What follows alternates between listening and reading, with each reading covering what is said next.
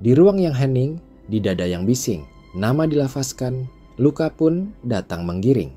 Dalam diam, waktu memahat dendam, disitulah ia muncul. Sob Nafaf, petapa kelam. Dunia ini bukan sekadar panggung, ia adalah panggung yang lupa caranya selesai.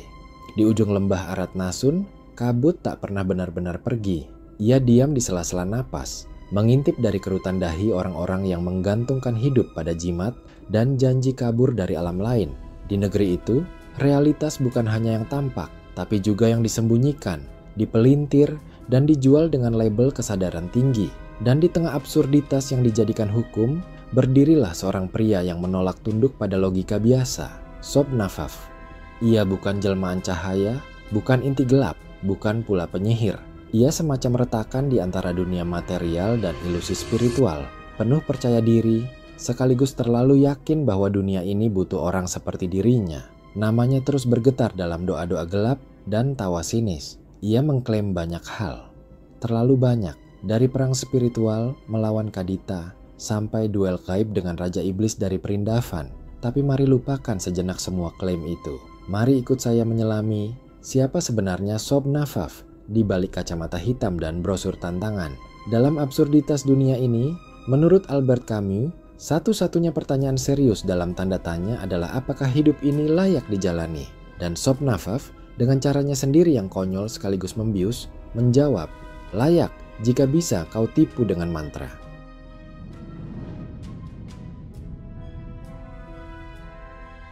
Di Arat Nasun, menjadi tukang bangunan adalah kelelahan, menjadi guru adalah penderitaan, tapi menjadi ahli spiritual itu profesi paling mulia sekaligus paling menguntungkan. Karena di negeri ini, percaya lebih penting daripada bukti. Masyarakatnya menggantungkan nasib pada asap menyan, bukan data, pada mantra, bukan metode. Sob Nafaf tahu betul celah ini. Ia tak membangun bisnis, ia membangun keyakinan. Dan keyakinan di Arat Nasun adalah mata uang yang nilainya naik setiap kali ada yang jatuh sakit tanpa diagnosis. Ia tidak menjual barang, ia menjual penghiburan eksistensial. Sehelai bulu burung gagak yang katanya berasal dari alam astral bisa dihargai lebih mahal dari sekarung beras. Dan orang-orang membelinya bukan karena lapar, tapi karena takut. Menurut Zhuangzi, kebenaran adalah sesuatu yang terus berubah ketika engkau berpindah tempat berdiri. Sob Nafaf berdiri di titik yang tepat, di mana realitas bisa dimanipulasi hanya dengan intonasi dan jubah putih. Ia tidak menawarkan jawaban, ia menawarkan kebingungan yang menenangkan. Karena di Arat Nasun, kebenaran bukan untuk dipahami, tapi untuk dipercaya sampai akhir hayat.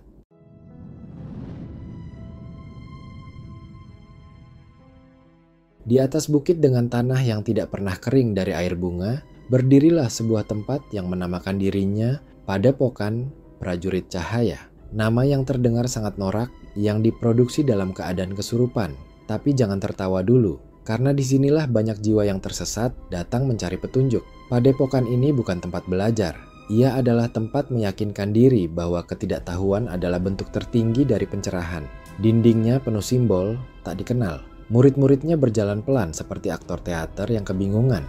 Setiap pagi dimulai dengan teriakan yang katanya mantra, padahal lebih mirip alarm spiritual agar tidak terbangun dari mimpi kolektif. Sob Nafaf menamai tempat itu bukan karena keindahan makna, tapi karena kebutuhan pasar. Cahaya menjual, prajurit memberi kesan kekuatan, maka spiritualitas menjadi iklan, dan kesucian jadi tagline. Menurut Rumi, kebenaran bukanlah sesuatu yang bisa dikatakan, hanya bisa dialami dalam diam. Tapi di padepokan ini, diam adalah kemewahan yang dikalahkan oleh speaker aktif dan brosur asal cetak. Ironinya, tempat yang seharusnya tenang justru penuh dengan kegaduhan tentang keheningan. Di balik kacamata hitam dan nama yang aneh, Sob Nafaf bukan sedang membangun tempat pencerahan. Ia sedang merancang museum ilusi, tempat orang-orang membayar tiket untuk menyembah ego mereka sendiri.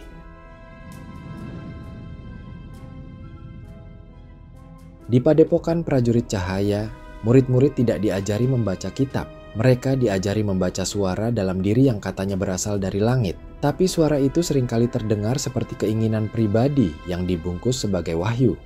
Meninggikan diri, begitu istilah yang digunakan Sob Nafaf. Tapi semakin mereka meninggi, semakin pijakan mereka melayang dari kenyataan. Mereka berbicara dalam bahasa yang tak dimengerti orang waras. menatap kosong ke arah pohon sambil mengaku melihat cahaya biru ketiga. Di balik meditasi dan pakaian yang berwarna absurd, terselip ambisi untuk lebih tinggi dari yang lain. Ilmu spiritual berubah menjadi kompetisi mistik. Siapa paling sering kerasukan? Siapa paling kuat melihat aura? Siapa paling banyak menangis saat bengong? Spiritualitas menjadi sirkus, dan setiap murid ingin jadi aktor utamanya. Dalam pikirannya Laozi, semakin engkau meninggikan dirimu, semakin engkau jauh dari Tao. Tapi di sini, kerendahan hati hanyalah alat sementara untuk melompat lebih tinggi dari kawan sebelah. Mereka menamainya lelaku suci, padahal tak lebih dari pameran hasrat yang disamarkan sebagai pencerahan.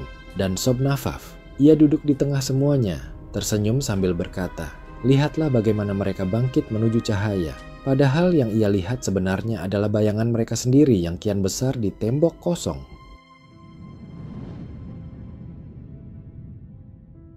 Setiap bulan purnama, jalanan Aratnasun kedatangan selembar kertas yang lebih sakral dari surat pengadilan, brosur tantangan Sob Nafaf. Di situ tertulis nama-nama para dukun, paranormal, tukang teluh, tukang santet, bahkan tukang pijat yang pakai doa pembuka. Sob Nafaf menantang mereka satu persatu untuk duel spiritual terbuka. Lokasinya bisa di lapangan, bisa di angkringan, bisa juga di atas kasur penderitaan kolektif. Ini bukan pencarian kebenaran. Ini pertarungan eksistensi antar ego yang dibungkus aroma menyan. Yang paling legendaris, pertarungan melawan Tal Bantal, salah satu dukun tersakti dari timur yang tidur di bantal isi belut dan makan dupa kering sebagai sarapan. Mereka tidak saling memukul, tapi saling mendengus. Tidak saling menyerang, tapi saling diam hingga ruang bergetar. Orang-orang menyebutnya perang metafisik.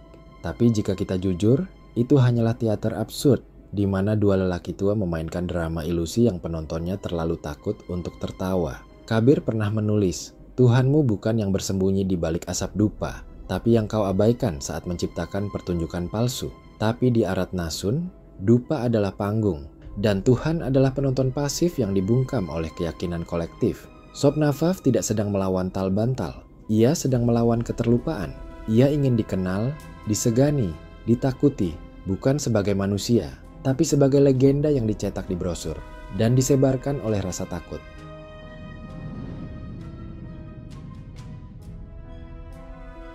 Ada luka yang tak terlihat, tapi menganga di tempat-tempat yang tak bisa dijahit rumah sakit. Disinilah Sob Nafaf naik ke altar absurditas. Ia menyebut dirinya penyembuh luka-luka gaib, penyakit yang tak bisa didiagnosa, tapi bisa ditagih biayanya. Ia mengklaim bisa menyembuhkan orang yang kerasukan kenangan, orang yang katanya terkena teluh, padahal cuma kesepian, orang yang katanya disantet, padahal cuma gagal move on dari masa kecil yang penuh makian. Sob Nafaf memegang tasbih seperti stetoskop dan membisikkan mantra ke dalam air galon bekas. Ia menyebutnya terapi resonansi jiwa, tapi pasien hanya merasa lebih tenang karena percaya bahwa kegilaan mereka memiliki nama. Menurut Zhuangzi, orang bijak tidak memisahkan antara mimpi dan kenyataan karena keduanya diciptakan oleh pikiran yang mencari bentuk. Tapi Sob Nafaf justru mengukuhkan mimpi sebagai kenyataan agar orang-orang merasa sakit atas sesuatu yang tak kasat mata. Karena hanya dengan begitu ia bisa hadir sebagai dokter. Penyakit metafisik adalah teater horor dan Sob Nafaf adalah pemain utama yang menjual obat penenang dari suara-suara yang ia klaim datang dari langit. Tapi suara itu kadang tak lebih dari gema egonya sendiri, berputar-putar di kepala pasien yang sudah lebih dulu percaya sebelum berpikir.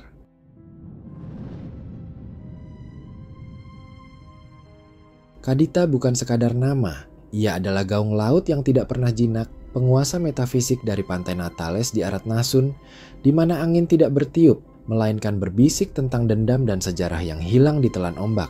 Sob Nafaf berkata, aku sudah pernah melawannya. Dan pengikutnya, pendengar yang hilang nalar karena haus dongeng, duduk mematung, menelan kisah itu bulat-bulat seperti ikan asin yang dibasuh keringat ilusi. Pertarungan itu, katanya, terjadi bukan di dunia ini, bukan di dunia yang bisa diukur dengan cahaya atau bayangan. Itu perang suara, perang cahaya, perang yang hanya bisa dimenangkan oleh yang tak takut mengaku menang, meskipun tak pernah ada medan perang. Dalam puisinya, Tagore menulis, laut tidak bicara, tapi ia tahu segalanya. Dan Laut Natales tahu bahwa yang datang menantang bukan kesatria, tapi seorang lelaki tua yang haus pengakuan, yang takut tenggelam dalam sejarah yang tidak menyebut namanya. Sobnafaf tidak melawan Kadita. Ia melawan kekosongan yang tumbuh dalam dirinya sendiri dan memberi nama kekosongan itu sebagai Ratu Pantai agar bisa dikalahkan dengan doa dan sorotan kamera ponsel yang gambarnya berkabut. Ini bukan duel. Ini adalah monolog panjang dari seorang pria yang tidak sanggup dikalahkan, kecuali oleh kesenyapan yang tak memberinya panggung.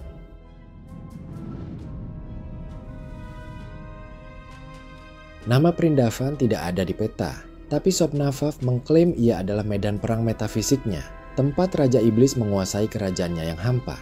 Sebuah wilayah yang bukan teritorial nyata, tapi simulasi absolut. Ilusi yang diproduksi agar kita percaya ada sesuatu yang harus dilawan. Sobnafaf berkata, "Aku telah menundukkan Raja Iblis itu, membebaskan diri dari rantai gelapnya." Sementara di sisi lain, pengikutnya menonton pertunjukan hiperreal, di mana kemenangan dan kekalahan hanya ada sebagai tanda yang terus berulang. Menurut Baudrillard, di dunia simulasi, batas antara nyata dan bayangan runtuh. Kita hidup dalam hiperrealitas, di mana representasi menjadi kenyataan itu sendiri. Sobnafaf bukan melawan Raja Iblis, melainkan memainkan peran dalam teater tanpa akhir, menjadi legenda hidup yang diciptakan dari simulasi kekuasaan dan mitos diri. Prindavan bukan negeri, melainkan panggung hologram, tempat di mana segala klaim kekuasaan hanyalah kode kosong, dan Raja Iblis itu hanya simbol kerinduan akan makna di dunia yang semakin kehilangan tanda aslinya. Sobnafaf dan Raja Iblis bukan musuh, tapi dua sisi dari realitas yang sama, saling memantulkan kehampaan dan membungkam kebenaran yang tak pernah diucapkan.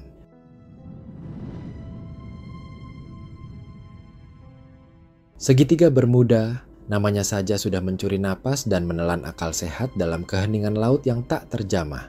Sobnafaf mengaku pernah bertarung dengan iblis yang bersemayam di sana, makhluk tanpa bentuk, tanpa wajah, yang menelan kapal dan pesawat dengan senyum sunyi. Dia datang bukan dengan senjata, tapi dengan kata-kata yang dipoles seperti mantra, menantang bayang-bayang yang bahkan hooh tenan tidak berani klaim.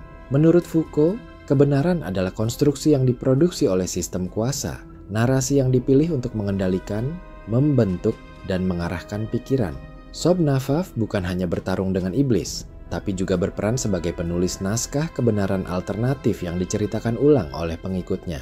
Segitiga Bermuda adalah metafora dari kekosongan makna yang diciptakan dan diisi ulang dengan cerita-cerita spektakuler.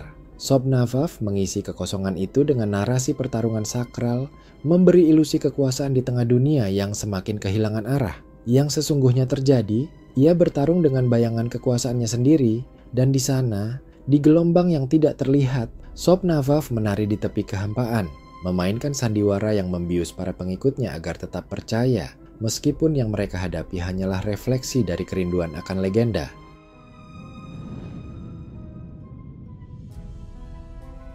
Sobnafaf, sosok yang lahir dari gelapnya kerinduan, adalah bayang-bayang yang menari dalam kekosongan mutlak. Seperti riak di permukaan danau tanpa dasar, keberadaannya adalah fenomena yang tak terikat oleh waktu dan ruang. Kebohongan dan kebenaran bercampur dalam tarian sunyi. Dogen berkata, "Jika kamu mengira sudah menggapai sesuatu, itu bukan Zen. Zen adalah perjalanan tanpa tujuan, melayang tanpa tempat berpijak." Sobnafaf menantang kegelapan, tapi kegelapan itu sendiri adalah cermin dari dirinya. Pertempuran itu bukanlah kemenangan atas musuh luar, melainkan pertarungan dalam jiwa yang tak berujung.